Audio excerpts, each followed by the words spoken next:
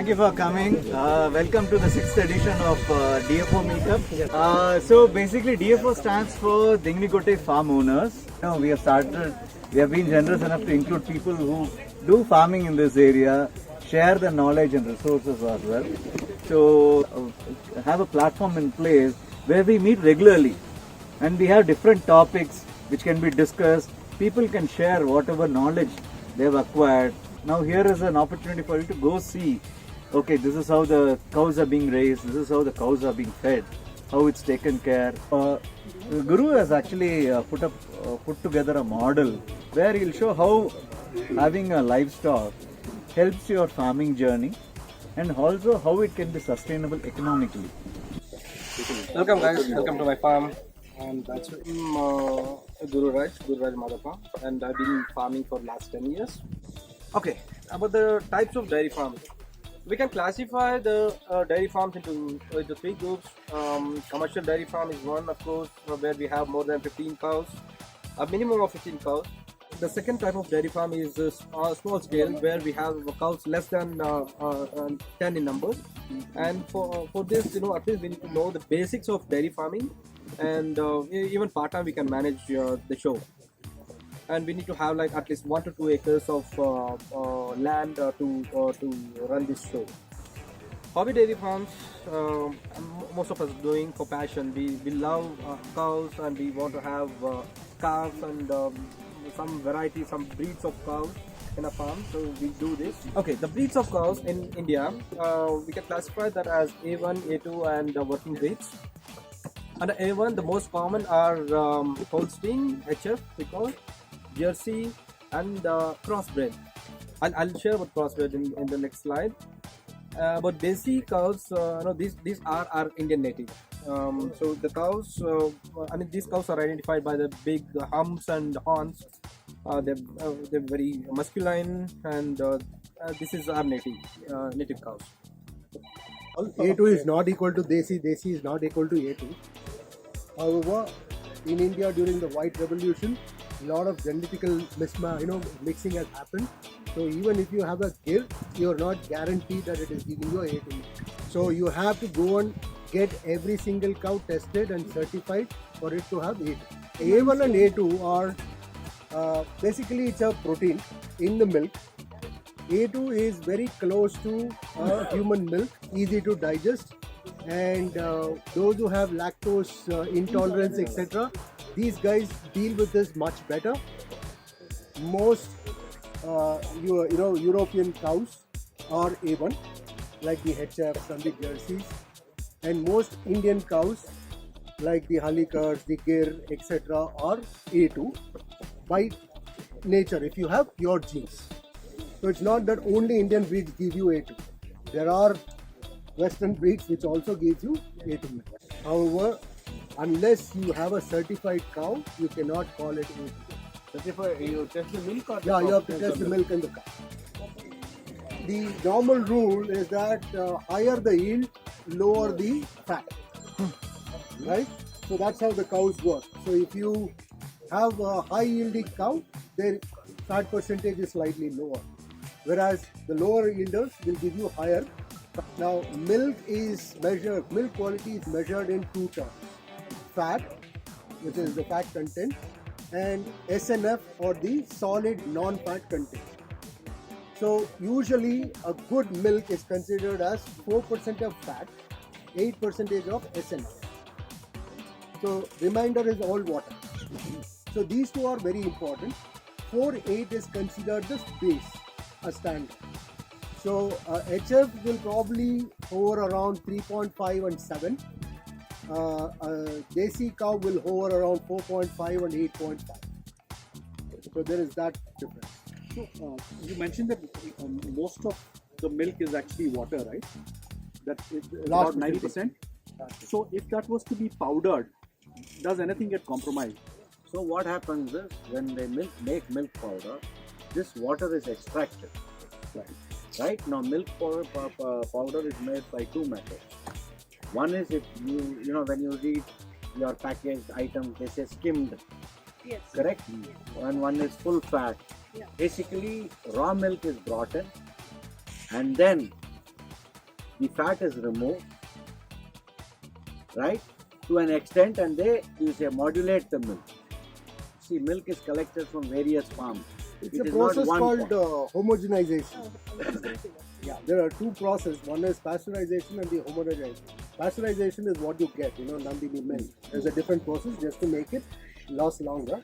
What he's talking about is, let's say I have a cow which is 3.5, he has cow for 4.5. We put that, mix it in such a way that we get a desired level of fat. 3%, 4%, whatever. So this entire milk processing is a different subject altogether.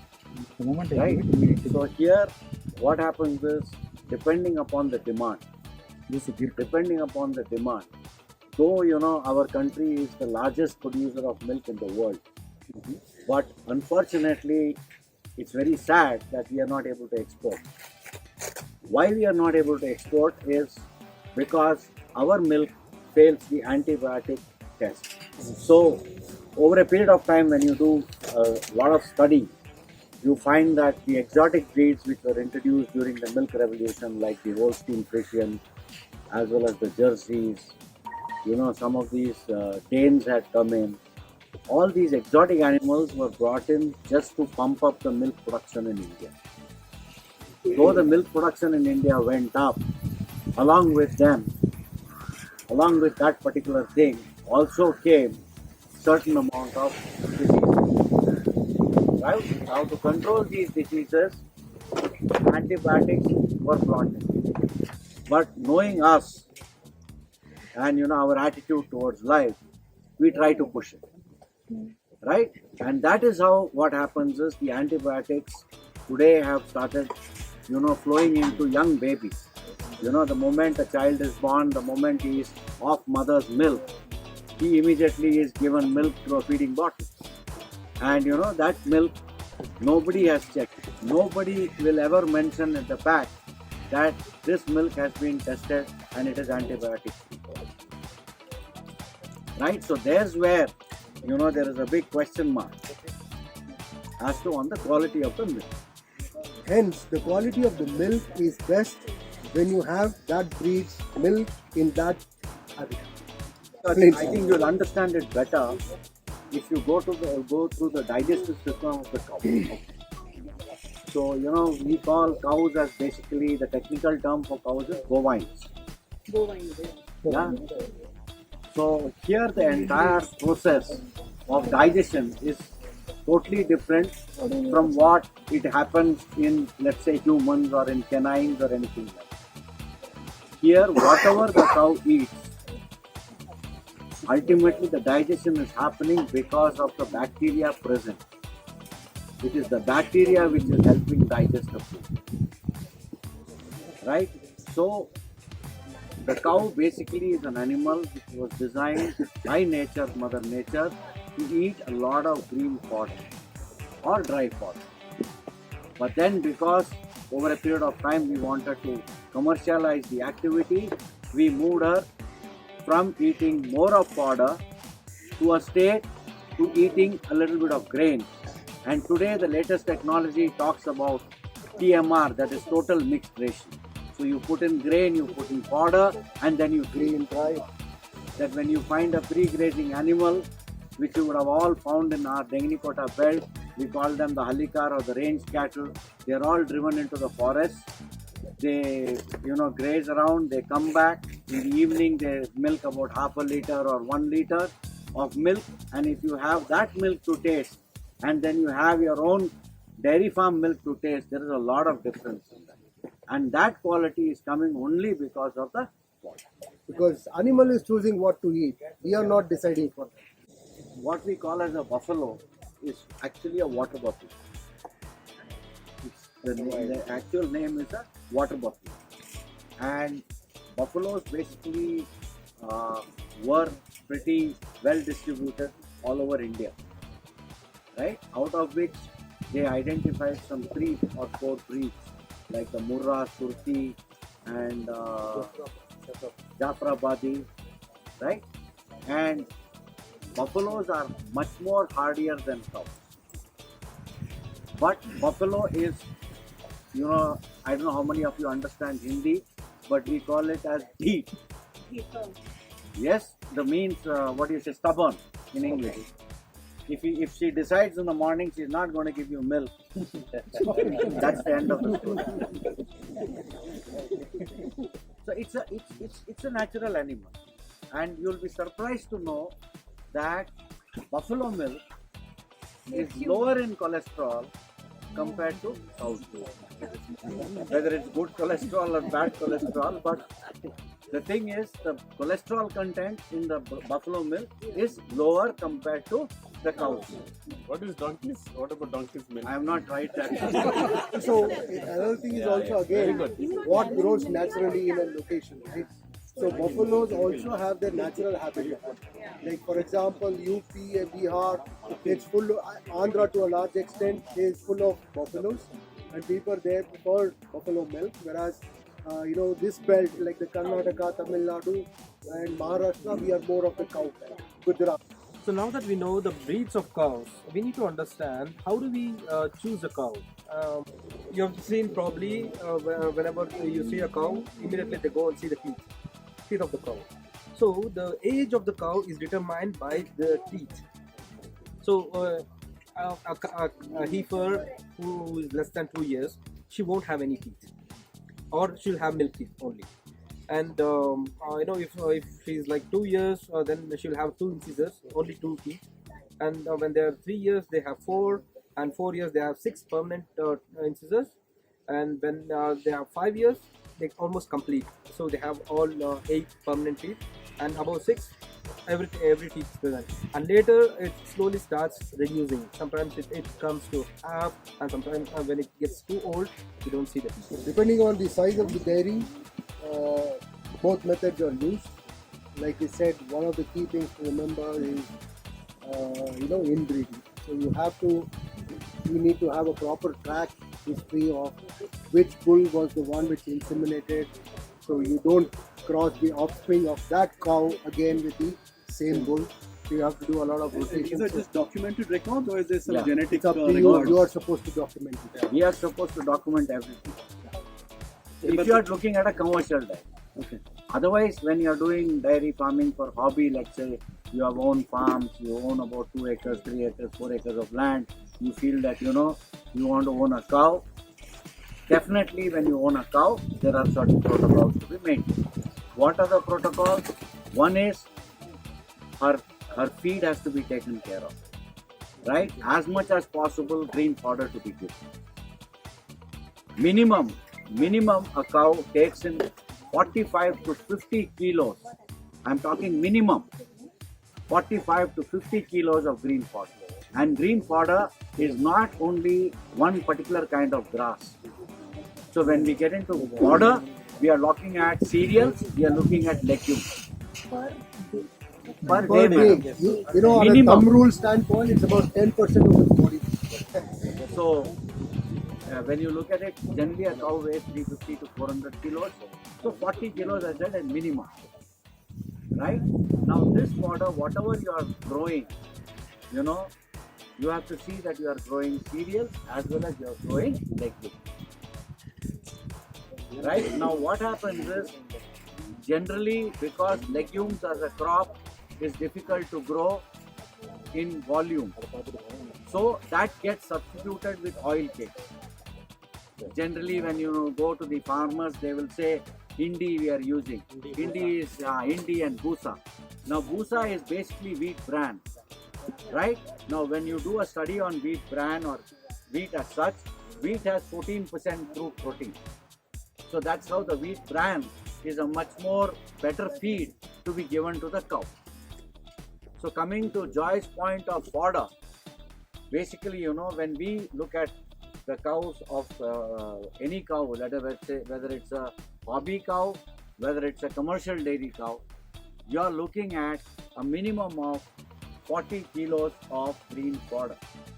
And that 40 kilos, minimum legume has to be 10 kilos. That's the minimum. So legumes today, this has been my study, my research over a period of time. It's difficult to grow on the field. So the best substitutes for legume trees are agati is one, subabul, gliricidia. The best out of the lot. It's called as gliricidia. It grows on bunds. Gliricidia leaves contain 42% crude protein. And the animals love it. You leave the cow into a gliricidia plantation, you don't even have to go.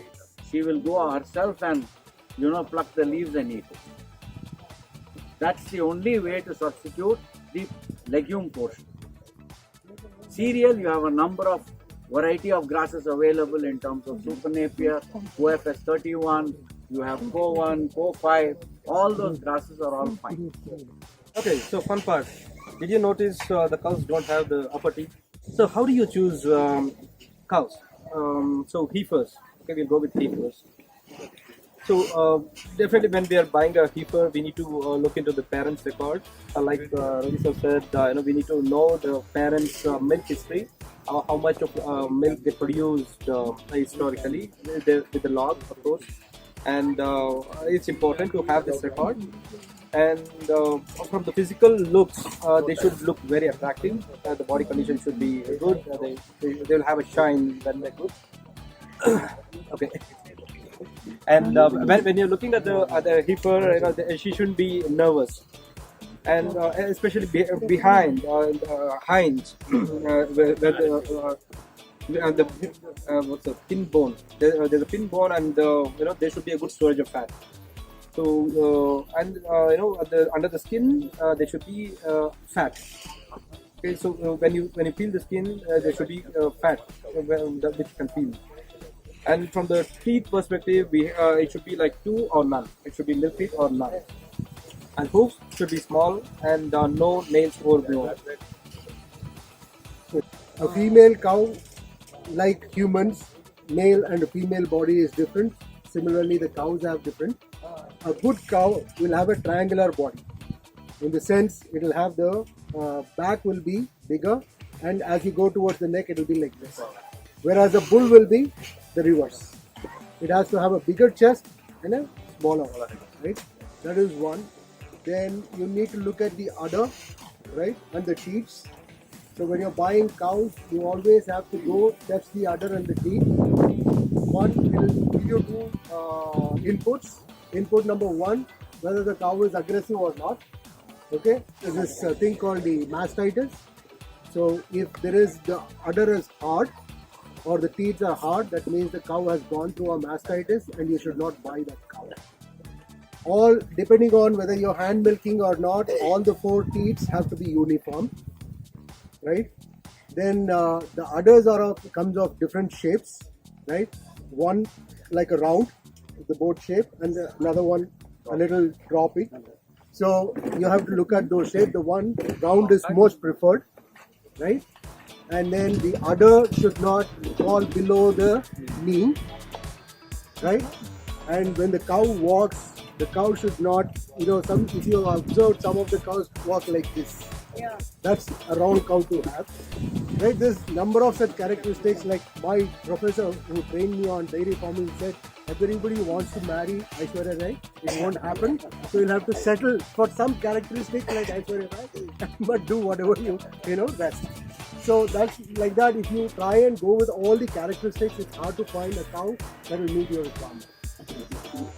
So a few things that you should look for when if you're planning to buy the cows. Number 1, teeth. Number 2, shape. Number 3, behavior. And the number 4, the udder and the teeth. These 4 you should. And 5th is the walk. Teeth. See, teeth depends on the lactation. So first lactation, second lactation, third lactation, depending on the commercial dairy farm that you want to do, you have to buy within this third lactation. The first, second or the third. Because for a dairy, up to about 5th or 6th, it will be profitable. Because after that, the cow's milk, the yield starts low in the first one, goes up, second, third, then it remains fairly constant. 8th, 9th starts decreasing. So those who really want to do commercial farming will let go of their cows by the 6th or the 7th. They will not keep it. So the first, usually depending on the type of cow, if it's a desi cow, it comes to heat in the anywhere between 24 to 36 months, whereas an exotic breed comes to heat with anywhere between 18 to 24 months. So that's when you inseminate first one. So after that, that is where the 2 teeth will come in, right? The 2 permanent teeth. Then second lactation around the 4th teeth, and the third lactation around the 6th. So anything, if you buy a cow after the 6th teeth, you can be rest assured, everybody who sells a cow will tell you that this is the 3rd lactation. Nobody will tell you it's the 5th, 6th, 7th. Nobody will tell you. Whenever you go, they'll say, this is my 3rd lactation. So if you don't know this information, you will end up buying something which is 4th or 5th or maybe 6th because of because there is no way to find the age. So 6th is the last. So don't buy if you want to keep it for long. Now coming to the thing, calves require anywhere between 3 to 4 liters per time. I mean, if I'm feeding it twice a day, 3 to 4 liters per time. So in my farm, what I do is he actually kind of learned from him too. After he shifted to a different model. Now what I do is the first 3 months I don't milk the cow twice a day. I only do once in a day. Rest of the time the calf is with the cow and it gets as much milk as the cow gives. So no, there's no limitation on that. So whatever left at the end of the day, we take that out for our consumption next. So I've seen significant improvement in terms of calf health. Now again, this is a decision whether you're looking at breeding or you're just looking at commercial dairy or rather milk production. If I was commercial milk producer, I wouldn't care less about the calves because I will let them go as soon as the cow starts yielding milk. Now that's another difference that you need to be clear about. HF or a Jersey, you take off the cow, it will still milk. They'll complete their lactation cycle without any interruption. Whereas a Desi cow or a buffalo will stop giving milk the moment you take the calf out. Oh, very smart. They're smarter. So, it is true in the crossbred also. Sometimes even the crossbred stops. So, it all depends on the level of connect. If I leave the calf with the cow the whole time, then how much does the cow remnant milk? How much is it at the end of the So day? basically what Depends. happens is in the morning, the calf is along with the mother 24 hours. Yeah. Now why we do that is because we have a particular disease called as mastitis, which happens in humans also, but to a very, very, very less extent. But in cows, it's a very, very common disease. So when it is milk, there are drops of milk lying at the edge of the teeth, right? And if the teeth is not washed properly after milking, now the bacteria starts attacking that particular milk, and the bacteria enters the teeth. Once this bacteria gets into the teeth, The milk. we call the udder portion as quarters, because and the 4 quarters, out of which the quarter which it gets in, it totally spoils the milk there. Starts And curdling the milk. when you look at in a layman's language, it's like a mesh. The milk gets filtered, right? Now the mesh is totally blocked. So the advantage of leaving the calf with the mother is when the calf suckles on the mother's milk, it makes sure that she completely removes the milk from that particular quarter. Because when you see a calf drinking milk, she will always, bump her mother, push, and she will take the entire milk out, right? And what I've learned is when you leave the calf with the mother, the calf is very, very healthy. And when you're looking at, it coming to heat, let us say if the calf normally comes to heat in 24 months, it will come to heat in 18 months. What is the leftover milk available to us? Like No, we after do it. Depend on the cow. 3 liters. 3 liters? Depend on the cow. If the That's cow is delivering 15 liters, you may get 5. If the cow is delivering 2-3 liters like Hanikar, you may not get a cow. The next agenda that I have is the housing. So what does a cow need? Cow needs shelter, comfortable space to move around, the feeders, water availability all the time, good ventilation and clean environment. So and how you do that is up to you because many people have many ways to do this. So, but the preferred one is, some basic tips is the shed should be in the direction east to west. So we avoid some harsh wind inside the shed. And every cow needs around 4 feet wide and 12 feet, 10 to 12 feet length. So that the neighbors can move behind easily, and if the cows want to move here, there, it's comfortable. And the feeder should be at least like 2 feet.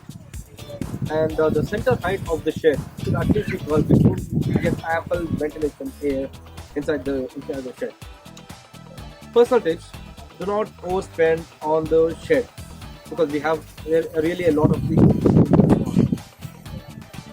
And make sure the basic facilities are inside the shed, like the water, lighting, neighbor shed. I have a neighbor shed inside the shed. Important is to have these labels inside because there could be some emergency cases, and if they are far from the shed, they don't attend it easily or quickly. And we need to have ample space to move around for the cows and caretakers. Otherwise, it's difficult. They'll be very congested. Right? It's our belief that if it gets wet in the rain, it doesn't catch cold, cough, and all that stuff. It's human belief, but they need drier places for sure. So few trees can also serve the purpose, right? They know when to sit, when not to sit, where to sit, where not to sit. So cows are very intelligent. So you don't need to have a shelter, but when you're doing commercial dairy farm, you need to have shelter because it's an unmanageable amount. But when you're doing a small setup, you don't need. All you need is a shade like this. If it feels like coming and sitting here, it will come and sit here. Otherwise, it will sit in the sun. Right? So your infrastructure cost should be as low as possible. Key things to remember is sunlight and air should be ample wherever you are housing them. Clean water 24/7 is absolutely key. If you provide shelter or no shelter, it's fine. Make sure you're giving clean water 24/7. Cow should be able to drink when it feels like drinking. As simple as that. The only thing is during hailstones, the animals should not be outside because when the hailstones hit, they cause internal injuries. So that's the only time when the cow requires a space or a shelter. But if you have, like I said, if you have good trees and stuff like that, that it also still can works. get avoided. The animal naturally itself will move under the tree. You don't have to move her. As far as possible, do not tie your cow. Because what happens is, most of the dairy farms, wherever you visit, the animal is under stress. Why is she under stress? Because she urinates there. She passes dung there. She is forced to sit on the same urine and the same dung. Can you tell the difference between a happy cow and a not happy cow? Yes, definitely. If you walk in, And is there a correlation between that and the quality of milk as well? definitely, psychology. Simple things like who milks the cow also makes a difference if you don't know. Right? So there's a regular guy who milks, she will give you full milk. If somebody, you do a stopgap arrangement, she will not give you half the milk. Fodder management. What does the cow need? So green, they have 3 varieties of fodder. Then green fodder, dry fodder, and minerals. So the green fodder, they need up to like 60% of the consumption, and dry fodder up to like 37% of consumption, and minerals 3%. So what are the sources of green fodder? So the green fodder sources are legumes, grass, cereals, and tree-based fodder. So the dry fodder sources, we have ragi straw, jowar, paddy, and wheat straw, and along with this we have also the concentrate feeds. So concentrate feeds are the grains and a lot of nutrition in that. The mineral sources are mineral mixture and salt. Why we have to have mineral mixture is it depends on the soil soil nutrition. If the soil doesn't have some of the nutrition like zinc, magnesium for example, so this is supplemented through the mineral mixture. So basis the locality of we have various variety of mineral mixture. and generally this is supplied by private farms or also the government hospitals. Okay, so the green fodders. So we have the legume crops. I've only chosen like few of them here. The top ones are coffee, which is a single cut one, and which we can get a harvest of 5 to 7 tons per acre. There are perennial ones like stylo, despanthus, and lucerne. Stylo we get around 2 to 5 tons per acre, and despanthus is around 20 to 30 tons per acre, and this is like per annum, by the way. And lucerne we get 5 to 7 tons. So these are legume crops. There are some cereal crops which we use, for example maize and sorghum. Maize is a single cut one where we get a yield of around 10 to 15 tons, and sorghum we get a yield of around 60 to 70 tons per acre per annum. True base fodder. Okay, so this is like Ravi sir said, this is one of the most cost efficient way to do the fodder management. We need to have subabul, agati, and glycidia. I listed here, but these are all multi-cut, and which we can have around 40 to 50 tons per acre per annum. And these are very nutritious, by the way. There are green grass fodders like Napier. All these are multi-cut, by the way. Napier, super Napier, Guinea grass, paragrass. Multi-cut is like, it's perennial. You cut, you harvest, and it keeps coming. Like maize, once you cut, it's done. You have done. to sow again. Whereas a Napier, you pull it once and then you cut and it comes back. Generally, 3 years. In 45 to 40 days. Thank you to all giving it's a great opportunity to share this knowledge. Scientist, nutrition scientist, Dr. Gangavani. He is from Pune. After his research of 45 years in manger, not in the lab, that I have learned from him. I want to share with you. In a dairy farm, you can easily find out how is my cow. So, but we want to observe. Okay, it is something water, or it is sick, or it is because of hot. It is going like that. It is completely digestive system is entirely different than single stomach man. Sometimes we are having a trouble of acidity, so it is start burning and our digestion will go down. Like that in cows also it happens. Okay, it is a acidosis. It is the first stage of acidosis when it is water you are seeing. Second thing is you can see the foam structure. So this is an indication of second acidosis. Sodium bicarbonate is the right solution for this. It is a exclusive product is available. It is from Tata. You can buy Alka Carb. Alka Carb is the complete sodium bicarbonate available for only for animals. So you can put daily 20 gram on feed. Okay, top dressing. It will control within 1 week. So acidity will be normal. So all the 365 days getting green is a big challenge. So this is the best source for feeding technique, green fodder. So and also deworming. So many people they will not give deworming. These are the very important with that. How frequently is it? It is 3 months and 4 months once. If it is going for grazing every 3 months, if you are stall fed, it is 4 months.